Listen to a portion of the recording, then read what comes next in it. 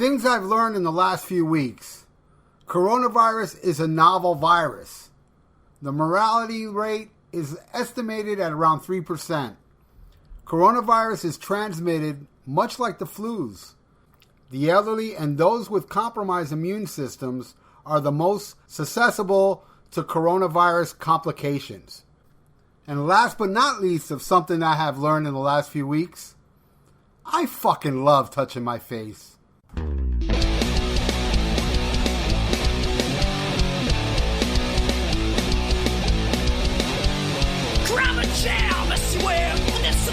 It's my podcast. This guy's insane. Rock your brain. It's just a sound. A Steve here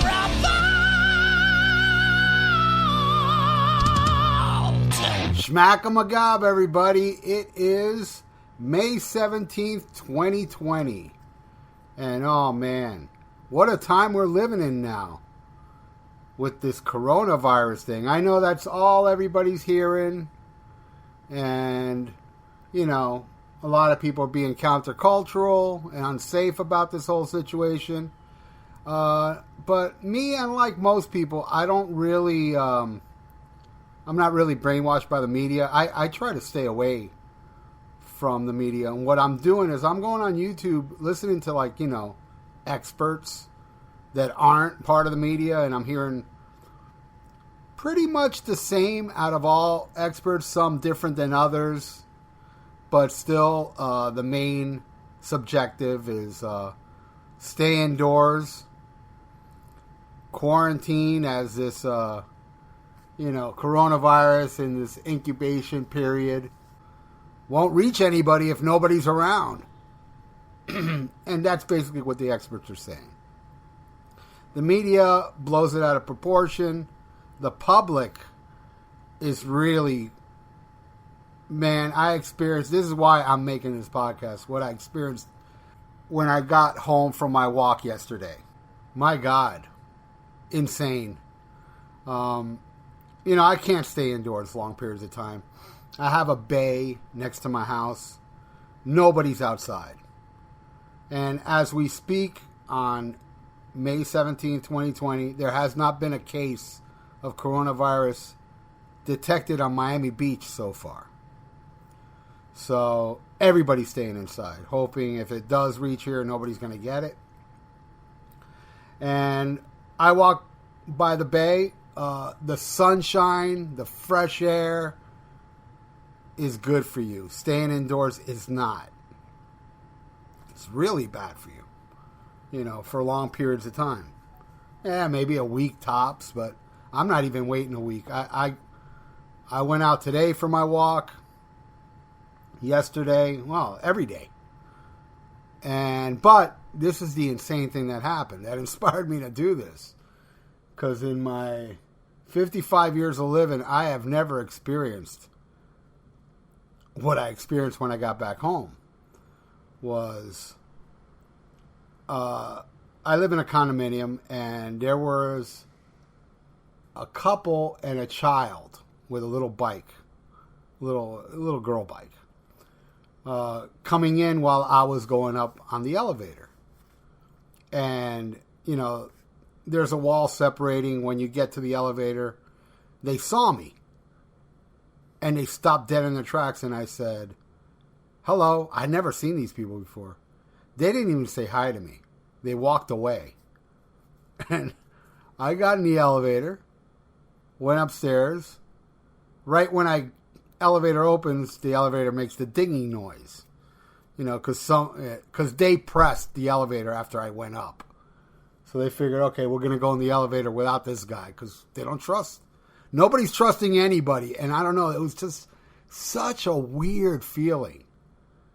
It's almost like being in a movie. Everybody's just afraid of everybody, and then I'm watching reports of, people in line at places staying like a couple feet away from each other.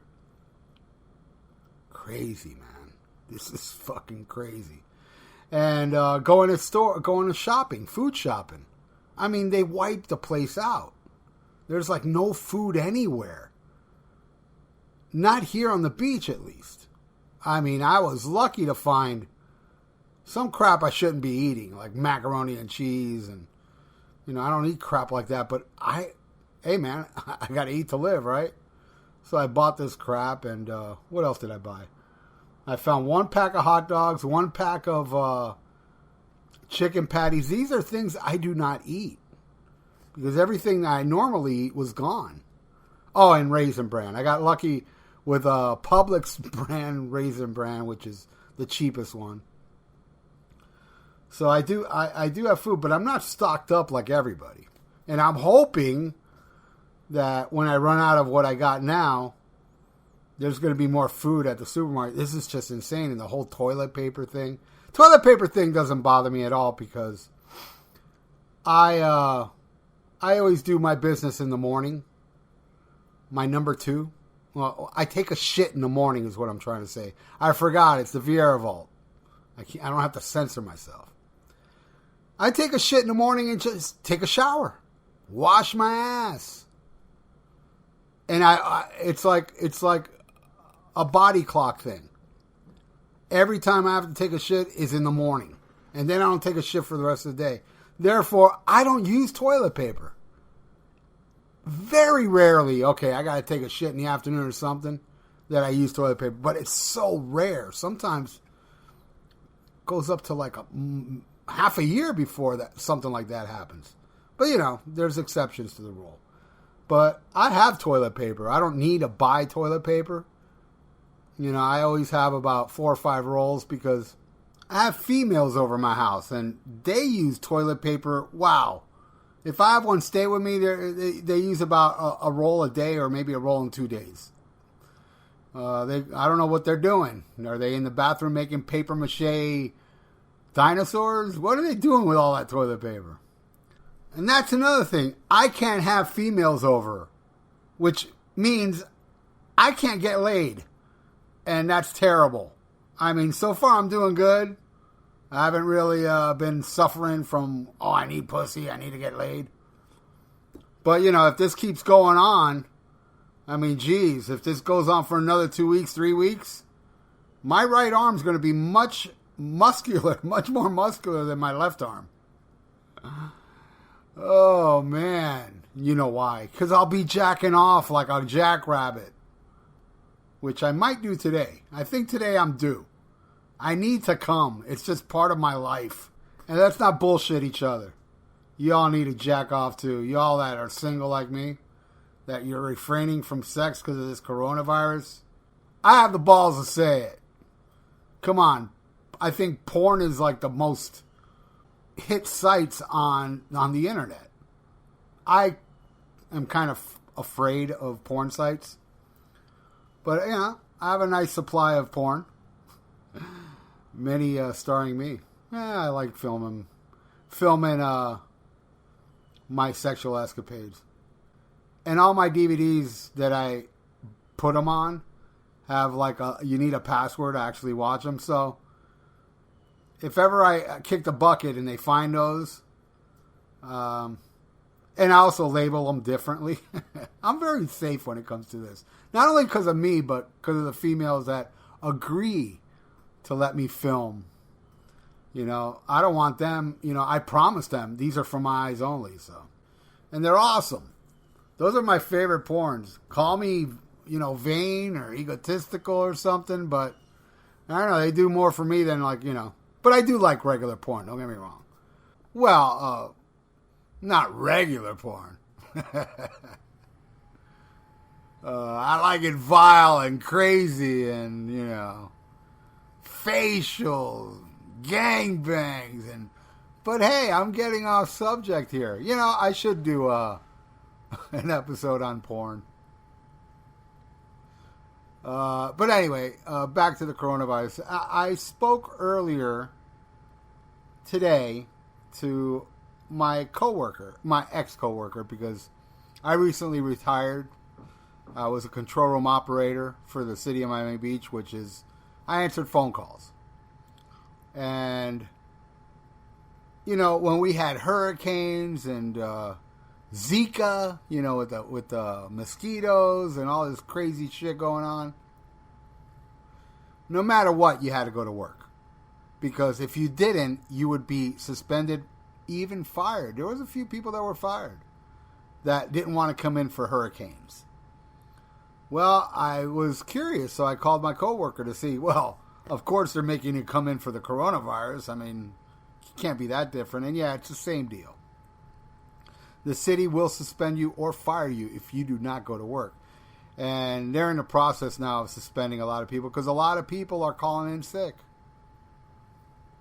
A lot of people don't want to go to work. I mean, the control room operator, we don't really deal with the public, but we deal with different shifts. And the guy that worked on the shift before us, always sick, very unhealthy. You know, he's obese and always had some kind of crazy fever. I caught one cold off him, and it wasn't fun. It was horrible. And, you know, my coworker, who I love dearly, he's such a great dude, is forced to go to work. And he's freaking out about this whole thing, you know? I mean, the one thing that, you know, I told him to make him feel a little better was, look, there's no cases on Miami Beach. But at the same time, you know, you better clean, you know, the surface of the workspace before you go in. I mean, right when you go in every day, because, you know, these people, you know, leave germs behind. And they all don't live on Miami Beach. So, I am relieved I'm no longer forced to work in conditions that are very hazardous now. Yeah, I do sound paranoid, I understand, but I'm more cautious than paranoid. I do go out. I do take my walks. I have to. I will go stir crazy. I'll probably, I don't know, jump off the 5th floor here if I just stay in here too long. Which I am already, but at least I go out for a couple hours and take my walk. And it's a ghost town. Everybody is way more afraid than me. I mean, I see a couple people walking their dog, obviously, because they got a shit. But that's about it. I don't see nobody walking. I mean, I walk every day. And there's always people on their bikes. I mean, the beach is always like where I live. I live in South Beach, but on the west side where it's all calm and quiet. But before this last week, there's a lot of people walking around here and driving their bikes. Where on the east side, it's, you know, Ocean Drive. It's party central. It's just night and day. But, yeah, so. And another thing, yes, that, man, Frank Marino has been my bucket list artist to see since I've been 14.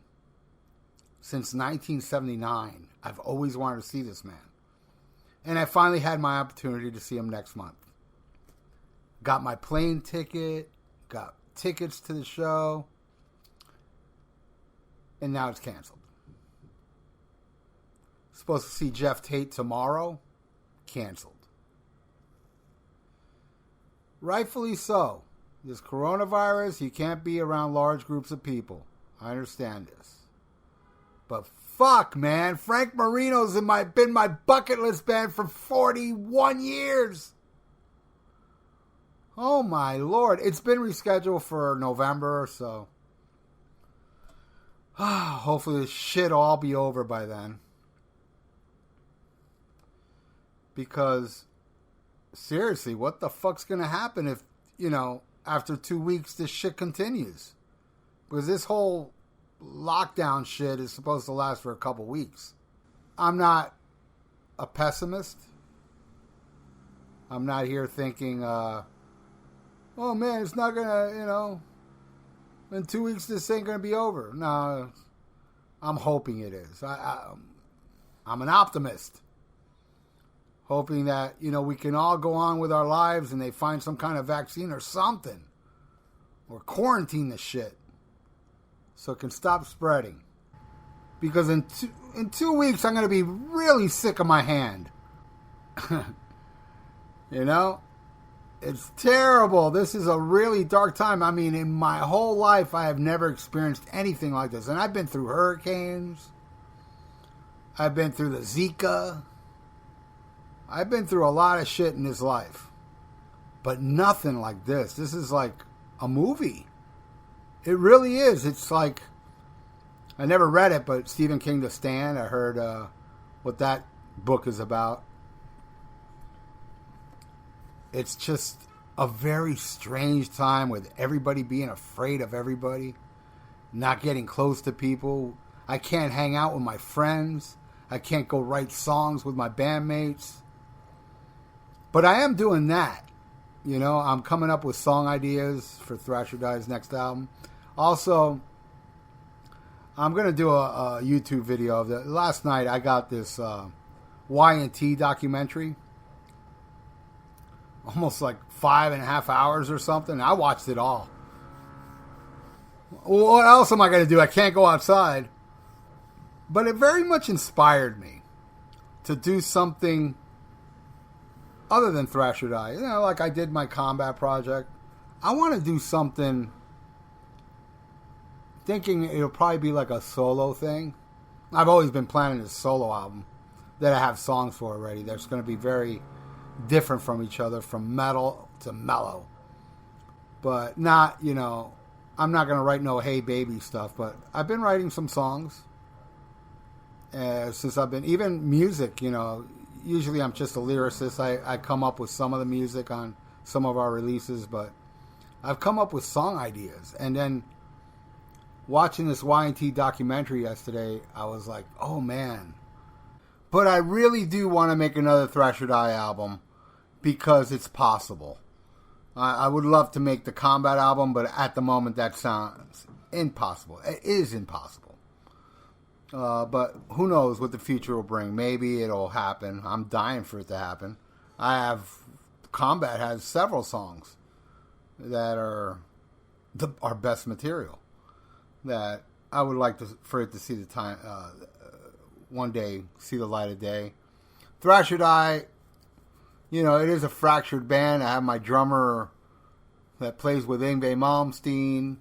My bass player plays with Malevolent Creation. So it's hard to get all the band members together to work on the new album, but it's going to happen because there's going to be downtime eventually for both of them, and we're all going to get together, so I know a Thrasher Die album will happen. But this solo project, and who knows, it may turn out not to be a solo project. I might name it a band name. I want it to be like all my friends on it, you know, different guitar player, drummers, bass player, all throughout the album. And I have a couple acoustic ideas, too, that are really cool, that I really do like. I'm really proud of.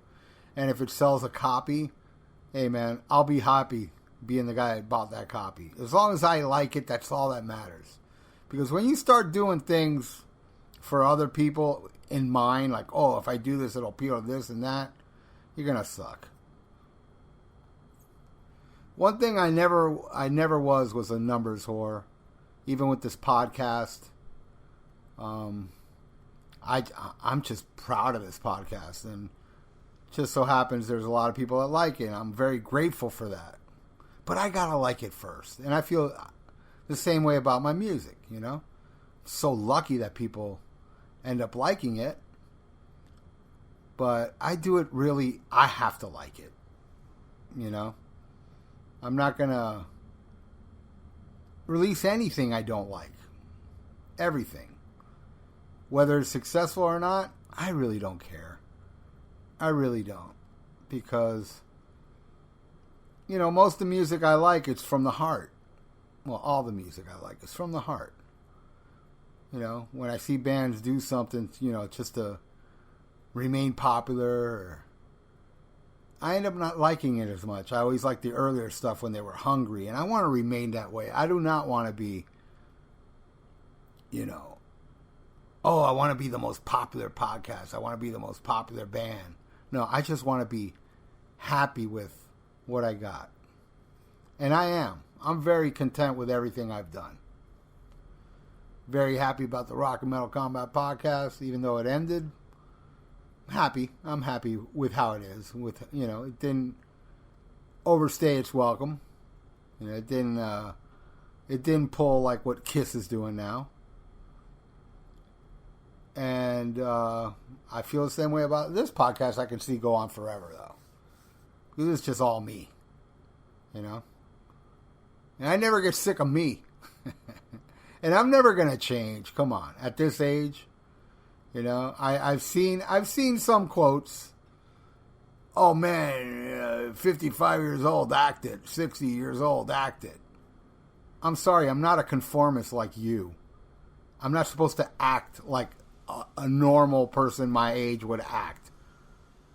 I always find it funny when people say stuff like that. God, I can't believe you're acting this way at your age. It's like, well, because I'm me, man. I'm not you. I'm not a conformist. You know? I'm constantly swimming. I'm like a fish.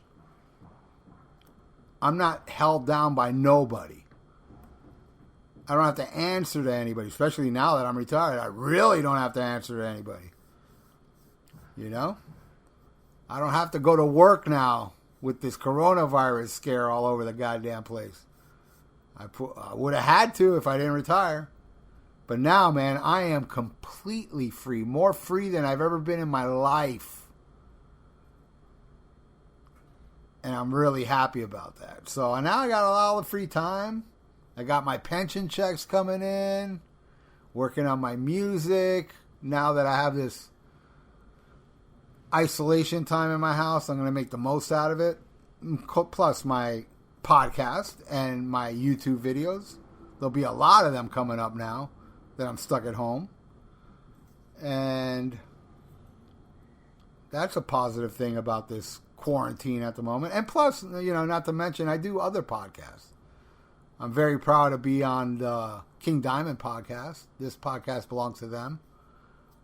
We got a scheduled podcast for Fatal Portrait. In case you haven't checked it out, check out this podcast belongs to them. I've already been on a few episodes talking about Melissa, Don't Break the Oath, the interview with Kim Ruz, which was a crossover one that was on this podcast.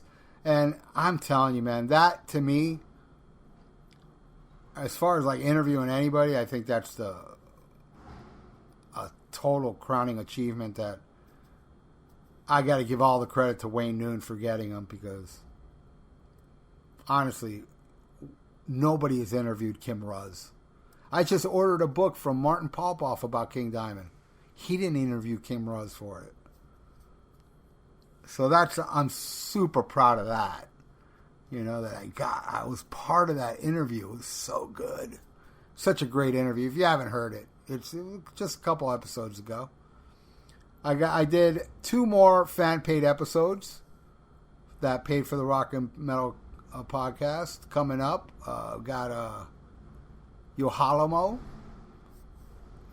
He paid for an episode I'm going to do with him. And also Nitro wants to do an Opeth review. I'm going to get that going. And again, I have to stress, anybody listening to this that donated, please hit me up. If your episode hasn't been aired yet, I want to do it.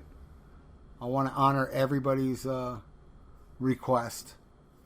So yeah, there's going to be a short little episode about, you know, I'm isolated in my house, but I'm going to do a lot of shit while I'm stuck in here. After my 90-minute, 2-hour walk I do every morning when I wake up. But that's it. But you know what? Like every podcast that I do of the Viera Vault, we got to go inside the vault. Follow me. All right, we're inside the vault, and I pride on playing the rarest of rare shit, or just cool shit you might have never heard before. And I know somebody, very cool dude. He's managed Megadeth, AC/DC, John Corabi, ZZ Top, you name it. He's done a lot of them. And he hooked me up with this. This is very rare. It's a soundboard recording of a band called Cardboard Vampires. In case you never heard of it, it features John Corabi on vocals, Billy Duff on guitar, Jerry Cantrell on guitar, Chris Wise on bass, and John Hauser on drums. And it's a really cool show. It's a Soundhouse. It sounds awesome. They do a lot of covers. So I'm going to play one of the covers they did, and it smokes. A cover of Black Sabbath, Hole in the Sky. Turn it up.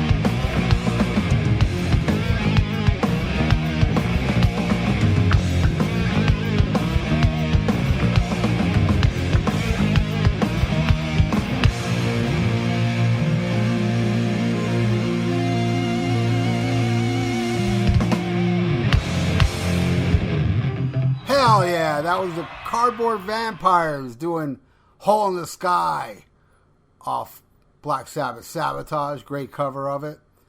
So, we are at the end of the Viera Vault, and if you're listening to my voice now, you know I love you. So I got a lot of episodes coming up, couple fan pages already done, and also Dr. Sleep. There will be a sequel to the Shining episode. That's already recorded. That's a long one. I haven't edited that one down yet. With Bushy, another crossover from his podcast, The Plug. So till next time, everybody, stay safe. Cough into your elbow. That's what they're telling you. Not into your hands. And wash your fucking hands when you get home. And try not to touch any surfaces. And play with your pickle if you're single. I think I'm going to go do that now. with the last video I recorded. I filmed myself having sex with 2 girls, and if you add both their ages together, they're still not as old as me. Life is good. Till next time, schmack 'em a gob.